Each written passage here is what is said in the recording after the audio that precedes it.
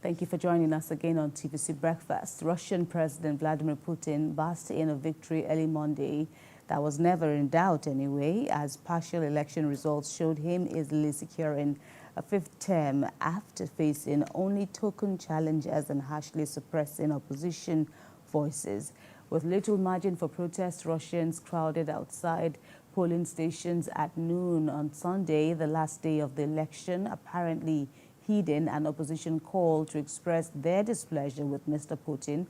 Still, the impending landslide underlined that the Russian leader would accept nothing less than full control of the party's political system as he extends his nearly quarter-century rule for 6 more years.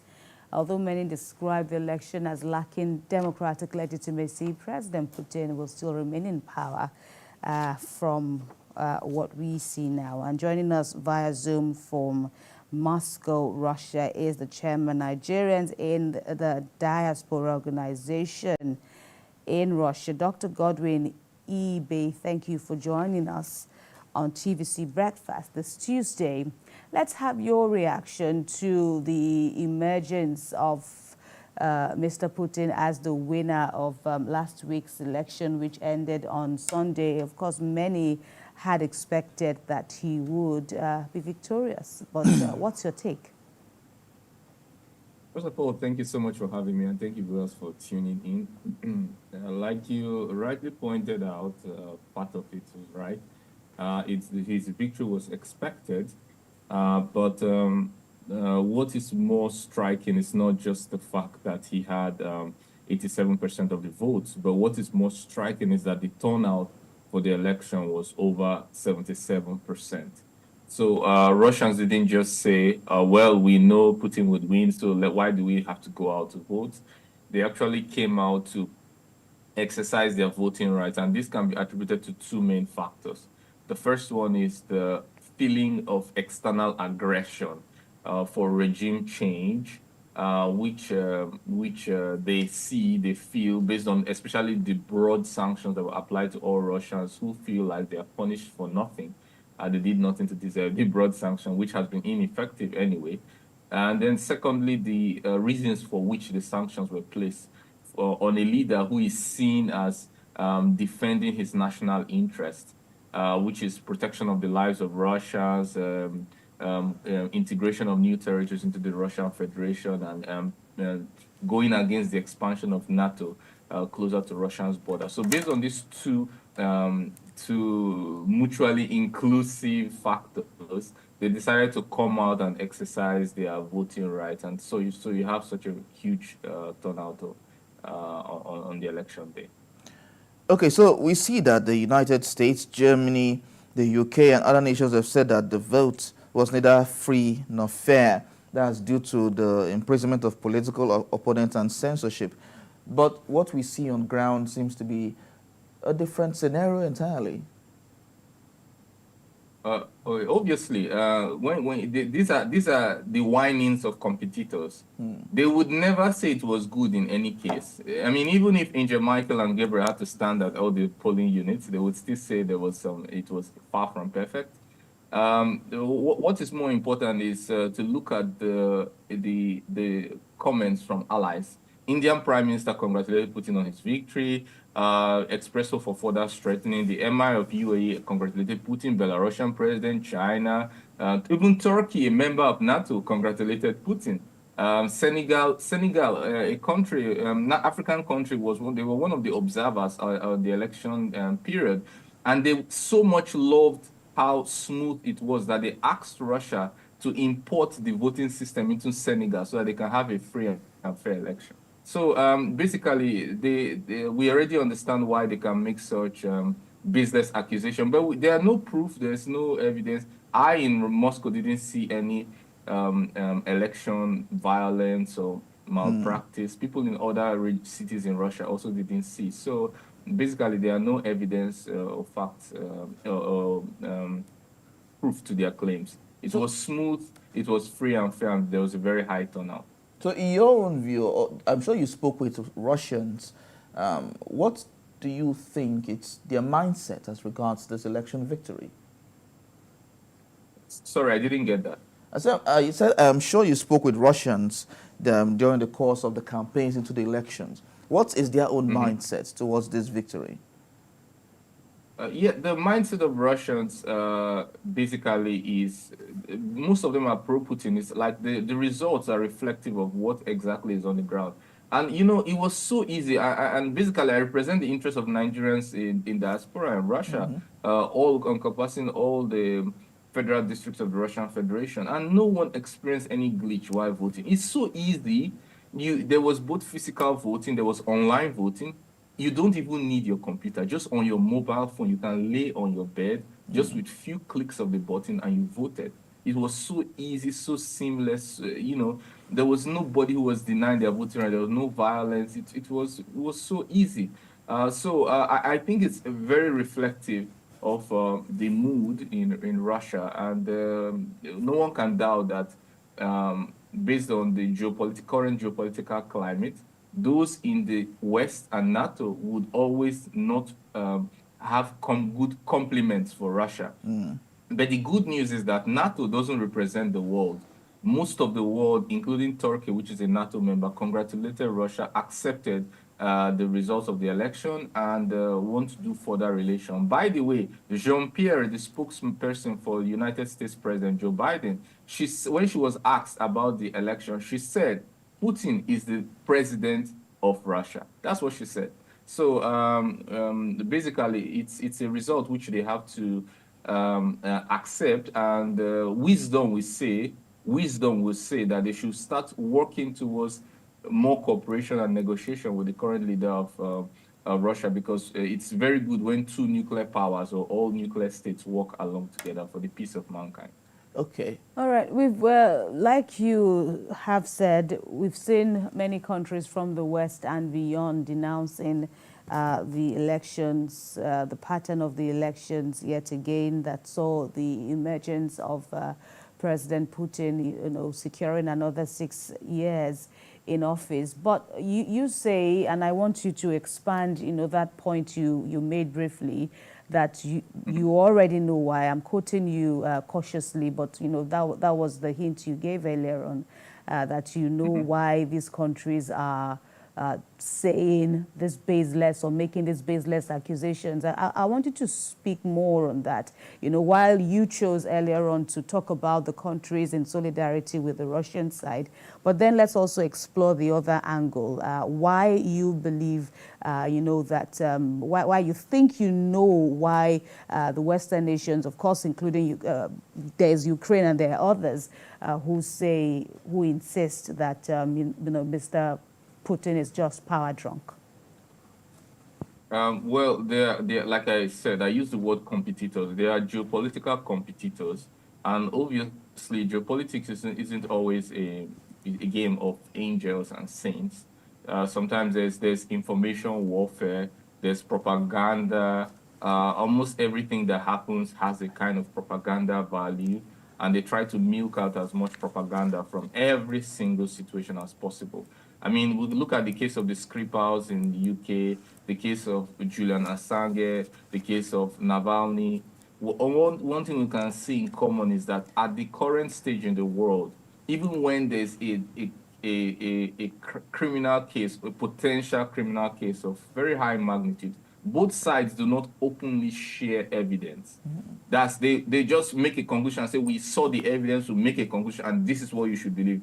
The West does it, the East does it, nobody shares because of the propaganda value and the disbelief that even if they saw the evidence, they still will reach the wrong conclusion. There's a lot of evidence to show this. Also, there was no Capitol Hill insurrection in Russia. There was in US, there was none in Russia. And the people accepted the results of the election. So how much so countries that experience insurrection, violence, killing of their citizens based on election are in a moral position to comment on what happens in Russia, where there was no violence. It was peaceful. It was conducted during the weekend. It was both physical and online voting. Everybody had voter ID. There was no illegal immigrants imported and all of a sudden they are used to vote. everyone needed to be a citizen. They have verified voter ID to be able to vote. So basically, I think there's so much evidence pointing. By the way, if we talk about press freedom, we also see that people like Gonzalo Lira was killed, Julian Assange is in prison. We have lots of political assassinations that have occurred everywhere in the world. So basically, no one has the moral, moral account or balance to be able to objectively criticize the other side. Right, but apologies to Mr. Ibe.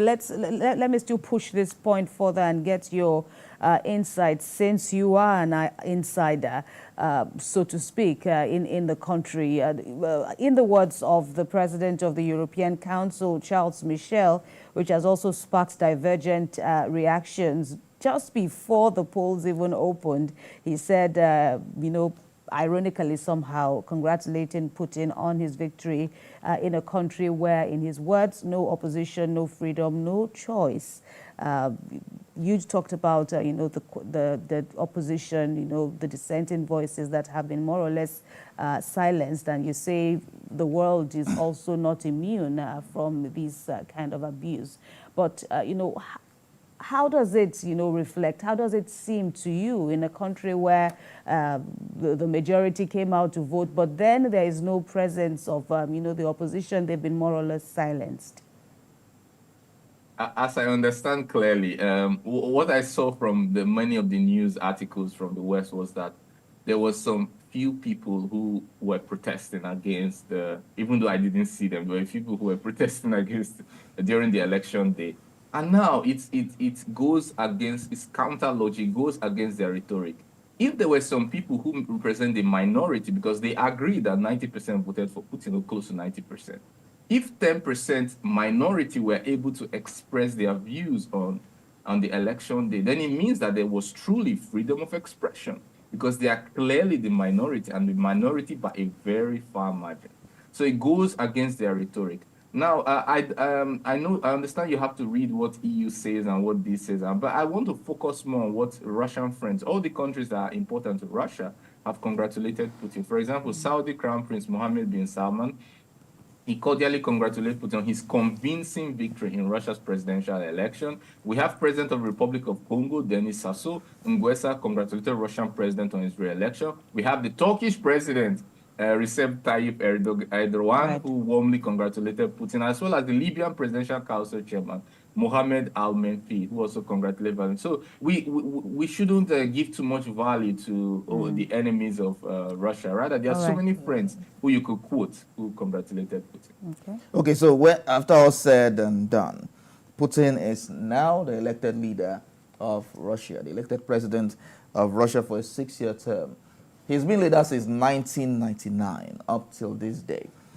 What do you think will be the task ahead of him? What do I think will be the what? The task ahead of him. Oh, the task ahead is huge. First of all, is building consolidation on what he's done. It's not easy after 11 rounds of sanctions by the West, but still Russia economy is experiencing growth. There was a time where there were the propaganda of Russia taking chips from the microwave, but now Russia outproduces the West in drone production. There were issues where they said the rubles were rubles, but we can see a stabilization of the rubles. That's the national currency. And we can see stabilization almost all sectors. Even in Western and Eastern publications, they acknowledge that the sanctions have been ineffective. If we talk about the price ceiling, remember when there was a price ceiling on Russian oil? Now, global buyers buy above the price ceiling. They cannot obey simple instruction to buy from Russia below the price ceiling.